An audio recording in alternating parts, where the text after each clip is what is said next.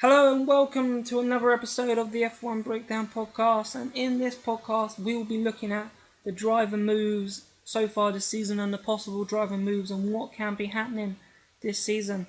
So far, we've obviously had the big move of Daniel Ricciardo moving to Red Bull, replacing Mark Webber for the start of 2014 season. I think it's a good for Daniel Ricciardo. Yes, there was Kimi Raikkonen was named in it, and Fernando Alonso was also named. But I'm glad in a way. Yes, maybe Raikkonen might have been a quicker driver. Yes, Sebastian Vettel and Kimi Raikkonen would have been a great driver lineup. But Formula One at the moment, I think we always should give the youth a chance because Kimi Raikkonen is in his 30s. Yes, he'll be a great driver pairing, but let's give a new young hotshot a chance. To fight in a top team.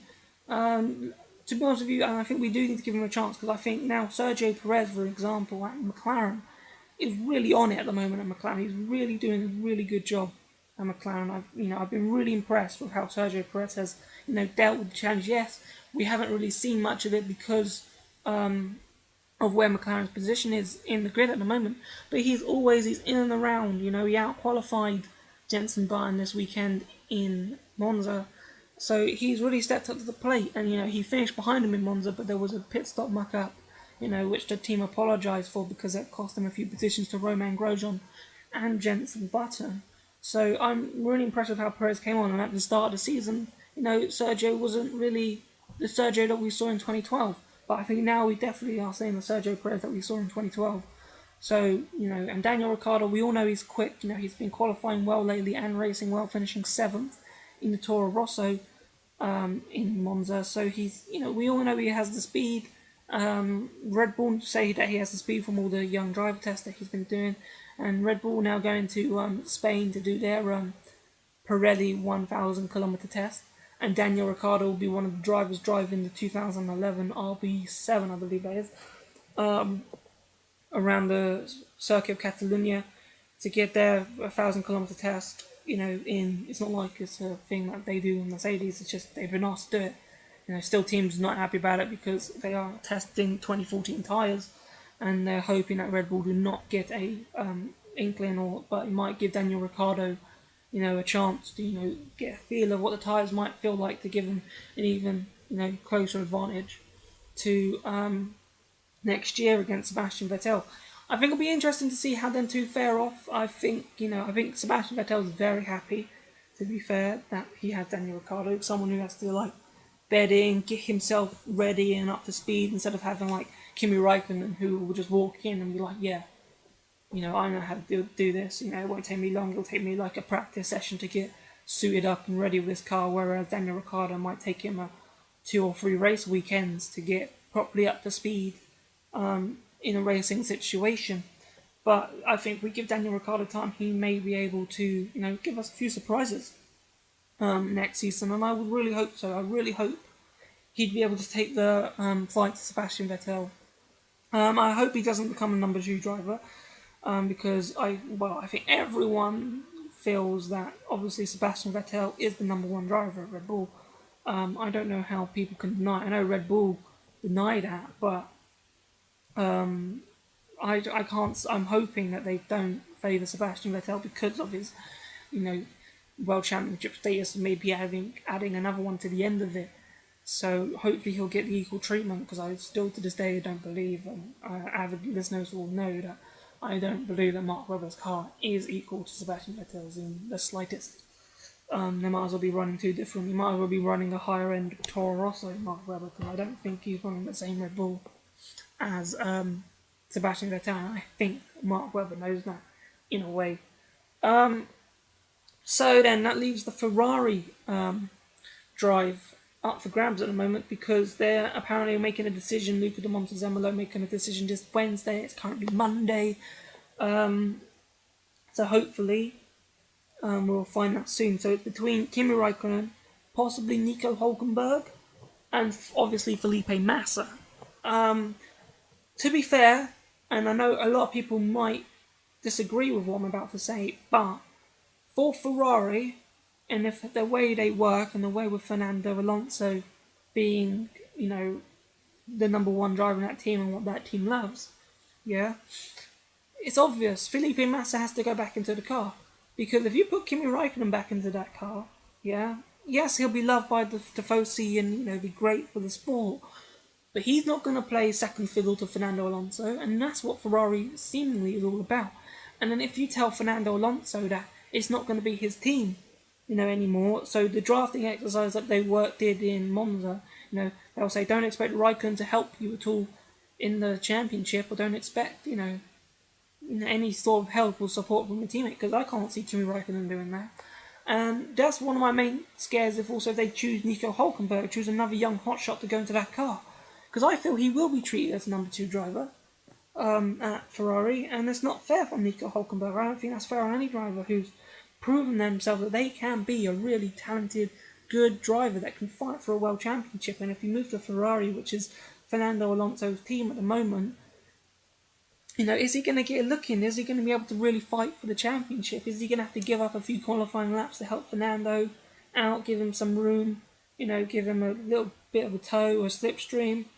I think that'd be really unfair. So I don't believe Ferrari, if they want to keep it as Alonso's team, and if it is, purely Alonso's at the moment, it makes sense to, employ Felipe Massa again.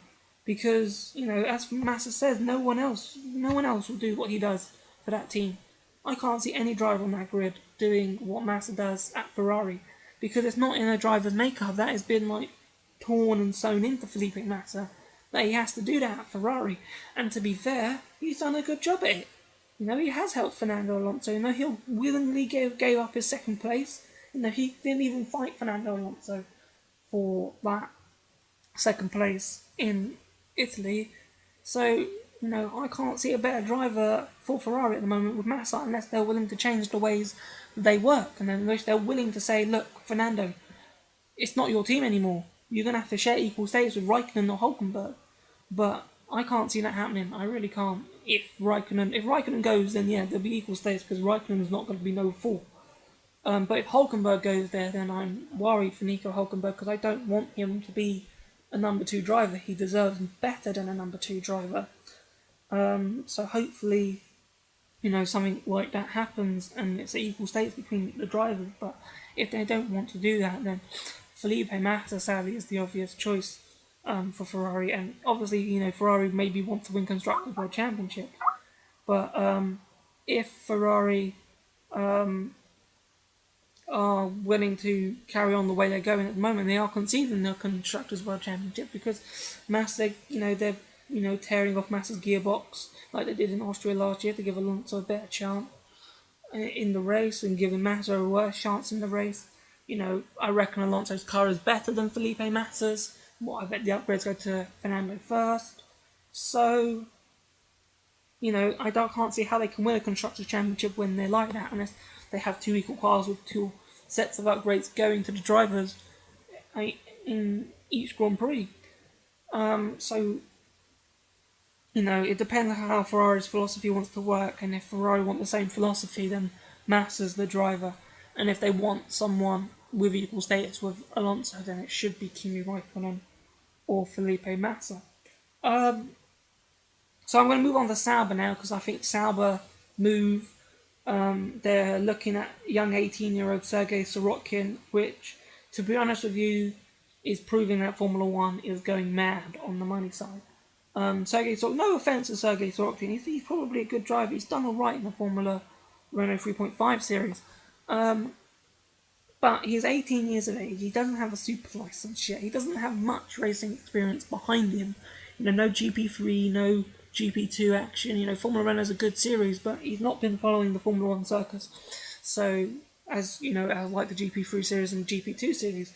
So you've got very little experience, and he's going to be replacing Nico Hulkenberg, who has just shown his amazing brilliance that he's done, and the immense talent that he has.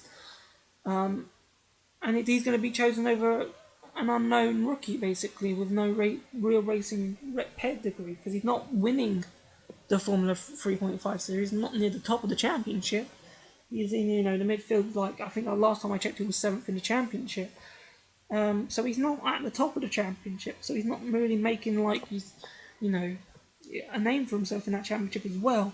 So it's a pure money move to help Sauber. We all know that Sauber's had their problems, but you know, with Sauber, with their economic crisis, you can understand it, and they keep in Esteban Gutierrez.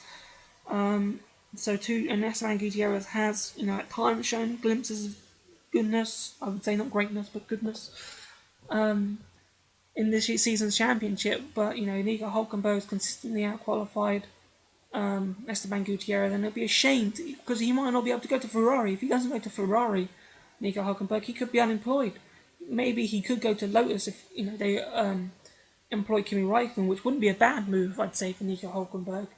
But it depends. I think it's madness in a way, but money speaks and money talks a lot in Formula One, and if that's the reason why, then I don't know how we can be surprised. But to me, it's a little bit of madness. But let's move on to Toro Rosso. Toro Rosso looked like Felix da Costa will probably replace Ricciardo at Toro Rosso, but can't count out Carlos Sainz Jr., whose also name is in the hat for the Toro Rosso seat. Sorry.